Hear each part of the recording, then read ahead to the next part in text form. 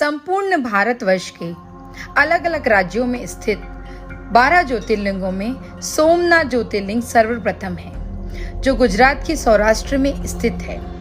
इसका नाम ही बताता है कि इसका संबंध चंद्रमा से है। ऐसा माना जाता है कि चंद्रदेव की शादी राजा दक्ष की 27 बेटियों के साथ हुई थी, लेकिन चंद्रदेव उनमें से रोहिणी से सबसे ज्यादा प्रेम करते थे। इस बात से रुष्ट होकर राजा दक्ष ने चंद्रदेव को श्राप दिया था कि उनकी रोशनी का तेज धीरे धीरे कम हो जाएगा। तब इस श्राप से मुक्ति पाने के लिए चंद्रदेव ने शिव जी की उपासना की। इस बात से प्रसन्न होकर शिव जी ने उन्हें इस श्राप से मुक्त किया था।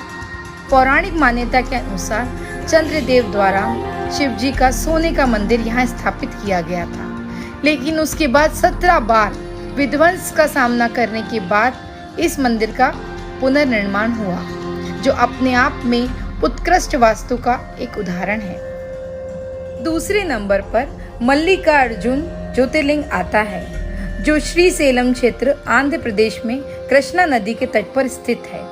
इस ज्योतिर्लिंग की पौराणिक कथा इस प्रकार है कि भगवान गणेश और भगवान कार्तिकेय की शादी की बात जब चली तो ये प्रश्न आया कि किसकी शादी पहले होगी। तब माता पार्वती और शिव जी ने ये कहा कि जो सबसे पहले संपूर्ण पृथ्वी की परिक्रमा करेगा उसकी शादी सबसे पहले होगी। गणेश जी ने बड़ी ही चतुराई पूर्वक अपने माता पिता शिव पार्वती की परिक्रमा लगाई और कार्तिकेय अपने वाहन मयूर पर सवार होकर परिक्रमा के लिए निकल गए। जब कार्तिकेय वापस आए तो ये उदाहरण देखकर उन्हें ये महसूस हुआ कि उनके साथ कोई छल हुआ है, और इस बात से रुष्ट होकर वो कैलाश पर्वत को छोड़कर क्रोंजा पर्वत श्रीशैलम क्षेत्र पर जाकर तप करने लगे। माता के कई बार मनाने के बाद भी जब कार्तिकेय वापस नहीं आए तो माता पार्वती के साथ स्वयं शिव जी श्रीशैलम क्षेत्र पर जाकर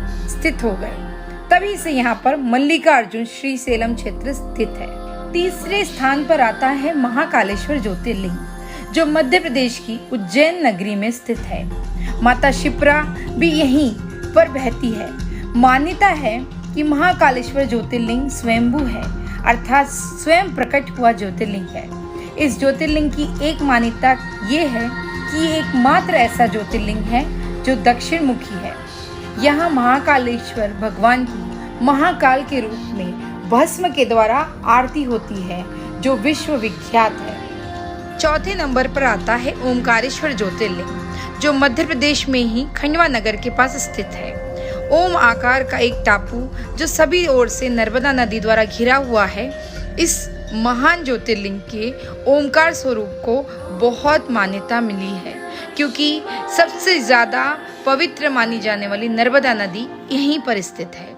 ऐसी मान्यता है कि नर्मदा नदी से निकला हर पत्थर अपने आप में शंकर स्वरूप है, यानी ज्योतिर्लिंग है।